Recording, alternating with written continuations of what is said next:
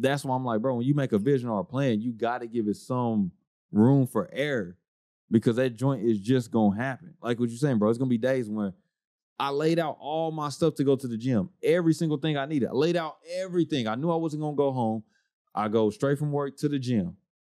I'm just not able to throw the weight that I wanted to throw today. Exactly. But am I going to go home? Why am I here? Yeah, that's what I'm saying. Are you going to go home or are you going to execute? That's what it comes down to. That's why you got to have like, bro, it's just going to be times where stuff ain't going to work out the way you're going to work out. Yeah. Are you going to push through it?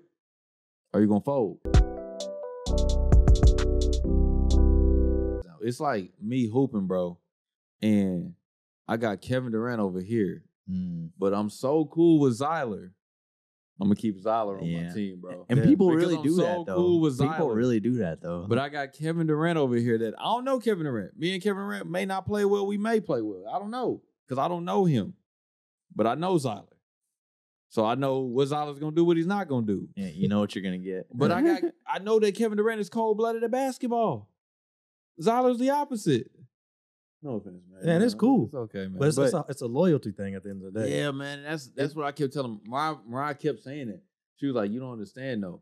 Once you make your loyalty with these people, you got to stick with them. Yeah. I'm like, no, bro. I'm the same way. I'm cutting ties, bro. I'm cutting ties, bro. I'm the same way. Trash, bro. Nah, Y'all are trash. I got to, bro. But at that point, you should have never put yourself in that position. You can't put yourself in that position. Once you put yourself in that position, you got to stick to it. Yeah. But from the get-go, if you like, all right, it's time for the pick teams, you better not pick me. Right. From the beginning, but if you can't do that. And we rolling, you can't be like, oh, Zyler, come on. let me switch. Switching up. Switch up. I guess, yeah, once you make that decision, stick to that. Once you make your bed, you got to lay in it. I understand that, bro. Unless you're not a loyal person. Some people ain't out here loyal. Yeah, man, but I don't know, bro. I guess it comes down to I don't feel like they made the right decision. Picking me isn't the right decision in that situation. You pick KD. Yeah, man. I don't know. But when you got such loyalty, bro, and you're not seeing stuff clearly, bro, because this is true, bro. When you're not seeing stuff clearly, and I'm just going based on my emotions, like, man, but how is Zyler going to look at me like if I don't pick him up for this pickup basketball, like. And that kind of goes around into having people surround you that are like realistic and like they know what's going on. They're not going to let you make a bad decision just because of loyalty sake.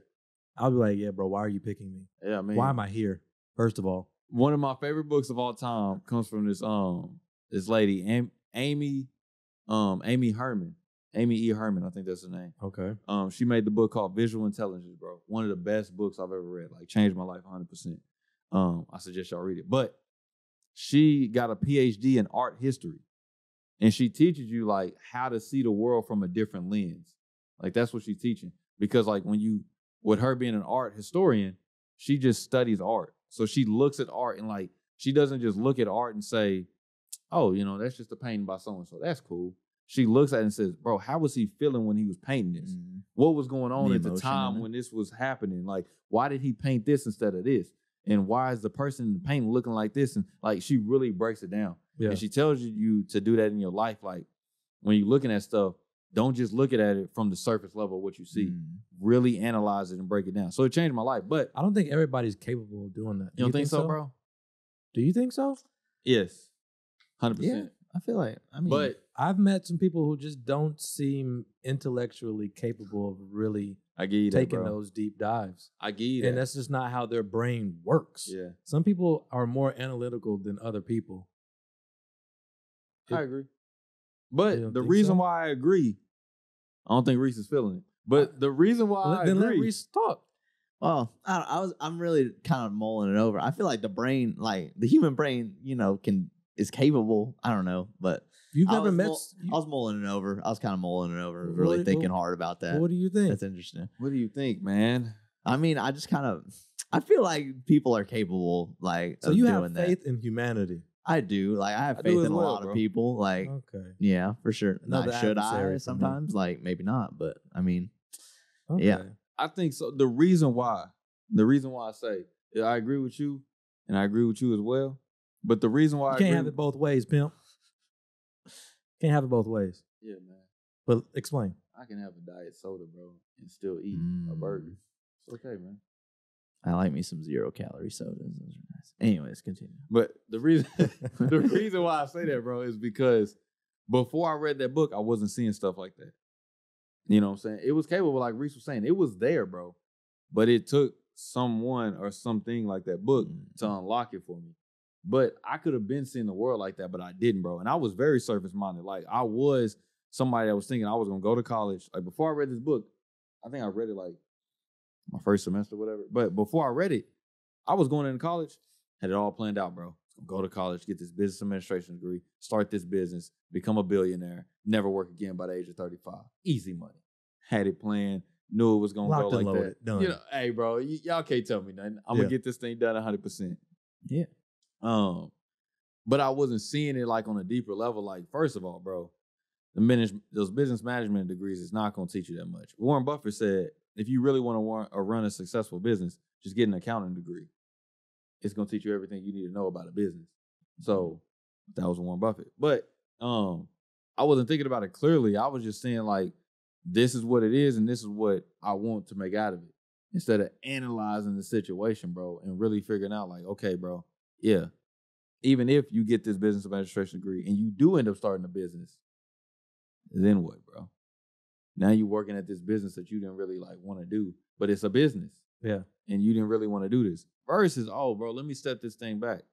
I really like public speaking.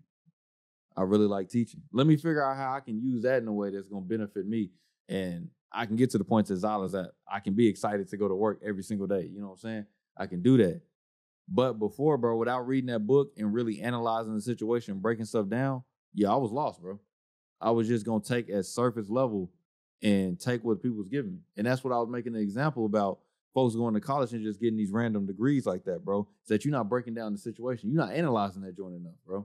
You are not analyzing that joint enough. I'm not knocking if you want to get, you know what I'm saying, a bachelor's or a PhD in how to paint toenails. I'm not dogging you for that. But what I am saying is that, bro, analyze that situation. Really break that joint down. For one, do you need a PhD to paint people's toenails? Nope. And then if you get that PhD for painting people's toenails, what are you going to do with that? Are you just going to hang it up in your shop and say, bro, you know, I got a PhD for painting toenails? Okay, but tell me, like, all the stuff that I can learn. Like, is your nail polish going to set me aside from the person with this nail polish? Like, stuff like that, bro. Why I'm using that example, I don't know. But that's the thing about it, like, really analyzing your situation, breaking that joint down 100% instead of just, this is what it is on the surface, that's what I'm taking. You know, really analyzing the joint. And that's what, bro, if y'all ever get the chance, bro, I suggest y'all read that book, bro. That joint changed my life. What's it called again? Say it again. Visual Intelligence by Amy Herman. I believe so. It's Herman. Amy Herman, bro. That book changed my life. She used it as in the art form. Yeah, bro. Because she had one of the examples that I know really changed me about the way I see stuff. And in her classes, because she teach a graduate program. But one of the assignments in her class is she take all her students to a museum. And she take them to a museum and they all see the same artwork. Like, they're made to see the same artwork on purpose. And then she goes back and she tells them to, like, write a paper over what they see in the artwork and everything. But it was one sculptor that she said that they always had to look at. Everybody had to look at this thing, right? And it wasn't just like, you know what I'm saying, a sculpture of just like a person like standing, like, it wasn't like that. It was like, I can't remember what it was in the book, but everybody in the class just wrote the same thing about it because they all saw the same sculpture. But she was like, one of her students, there was a bench to where you could sit down and look at it. She was like, he sat on the bench and then he flipped himself upside down and put his feet on the bench and looked at it from a different angle. So when he wrote about it, those art students are something else, boy. Yeah, that was crazy, bro. They're very important. Oh yeah, man. And she was like, when he wrote about that, he gave a completely different perspective of the same sculpture that everybody looked at. But since he chose to see it from a different angle, he chose to break it down a different way. He got a different, like, perspective about how he saw it. So, you know, that's why I say, bro, like, if people going to school and they getting these degrees that to us or to people that may think like, bro, you know, you ain't gonna make no money in that degree. You know what I'm saying? That ain't a doctor or a lawyer or that, you know, you ain't gonna make no money in that degree. But it's like, nah, bro, I'm seeing it like this. I'm going to take this and I'm going to do X, Y, and Z with this joint. You know what I'm saying? But I can't see that because I'm looking at it from me sitting down on the bench and just looking at it. But you got your feet on the bench looking at it and you telling me a whole different perspective.